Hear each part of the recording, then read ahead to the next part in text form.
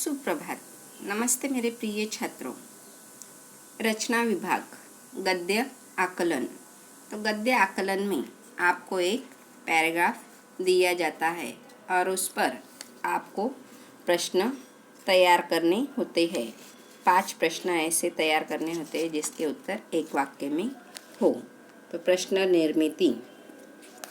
तो प्रश्न तैयार करते समय जो आपको गद्य दिया जाता है या पद्य दिया जाता है, तो भाषा सीखकर प्रश्नों की निर्मिति करना एक महत्वपूर्ण भाषाई कौशल्य है।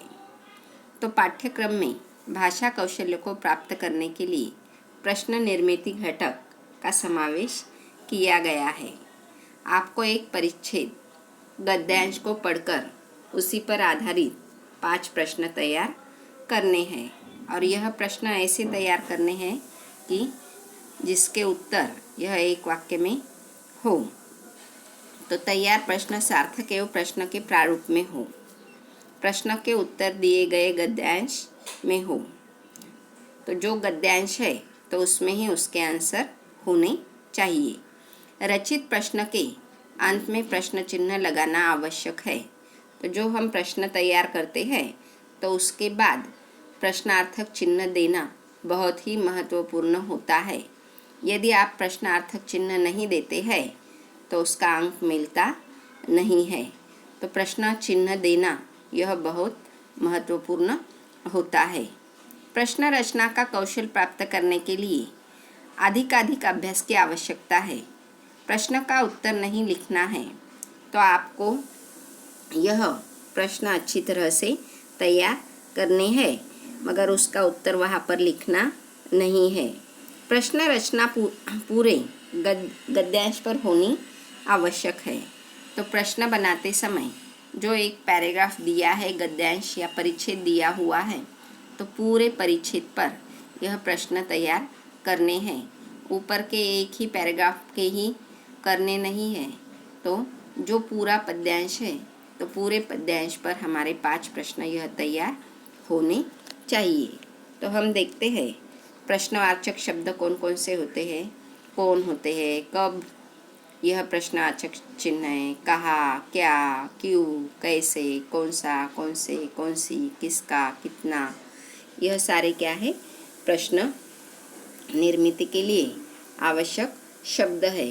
तो यह शब्दों का प्रयोग कर कर हमें प्रश्नों की निर्मिति करनी है।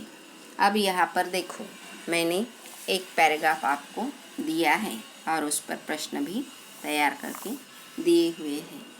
धन्य है वह ईंट जो जमीन के 7 हाथ नीचे जाकर गड़ गई और इमारत की पहली ईंट बनी, क्योंकि इसी पहली ईंट पर उसकी मजबूती और पुख्तेपन पर सारी इमारत की अस्ती नास्ती निर्भर करती है। उस ईंट को हिला दीजिए, कंगूरा बेतहाशा जमीन पर आ रहेगा। कंगूरे की गीत गाने वाले हम आइए, अब नींव के गीत गाए। वह ईंट जो सब ईंटों से ज़्यादा पक्की थी, यदि ऊपर लगी होती तो कंगूरे की शोभा 100 गुना कर देती, किंतु इमारत की पायदारी उसकी नींव पर मुनहसिर होती है, इसलिए उसने अपने को नींव में अर्पित कर दिया। सुंदर सृष्टि हमेशा ही बलिदान खोजती है। बलिदान ईंट का हो या व्यक्ति का, सुंदर इमारत बने इसलिए कुछ पक्की पक्की लाल ईंटों को चुपचाप नींव में जाना है।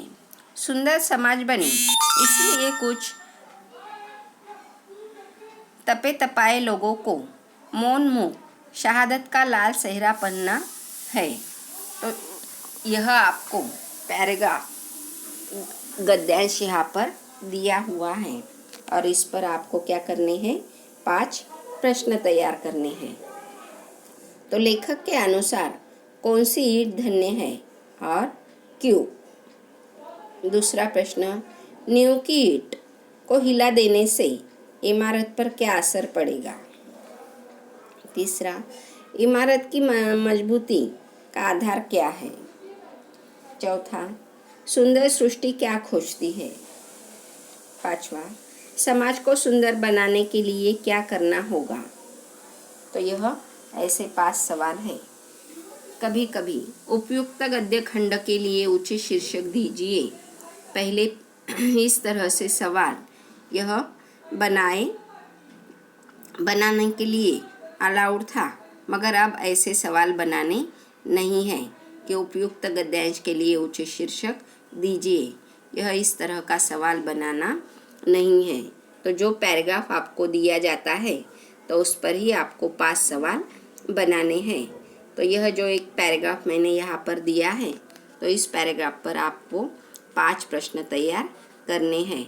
देखो, निम्नलिखित परिच्छेद पढ़कर ऐसे 5 प्रश्न तैयार कीजिए जिसके उत्तर परिच्छेद में एक वाक्य में हो।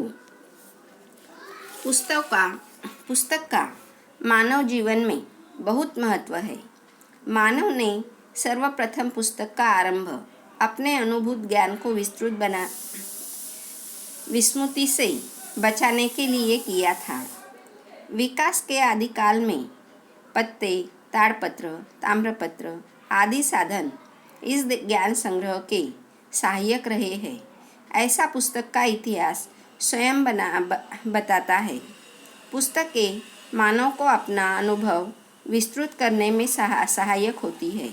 साथ ही उन्होंने अपने पूर्वजों के सभी प्रकार के कृत्यों को जीवित रखने की जिम्मेदारी भी संभाली हुई है। आज के युग में प्राचीन वीरों, धार्मिक महात्माओं, ऋषियों, नाटककारों, कवियों आदि का पता हम इन्हीं पुस्तकों के सहारे पाते हैं। पुस्तकें ही अंतर्राष्ट्रीय विचार क्षेत्र में विभिन्न देशों के दृष्टिकोणों को एक आधार पर सोचने के लिए बाध्य करती है। तो यह पैराग्राफ पर आपको एक वाक्य में प्रश्न तैयार करने हैं जिसके उत्तर एक वाक्य में हो। तो ऐसे 5 प्रश्न आपको इस पैराग्राफ पर बनाने हैं और यह पैराग्राफ आपको आपके नोटबुक में लिखना भी है। तो धन्यवाद छात्रों।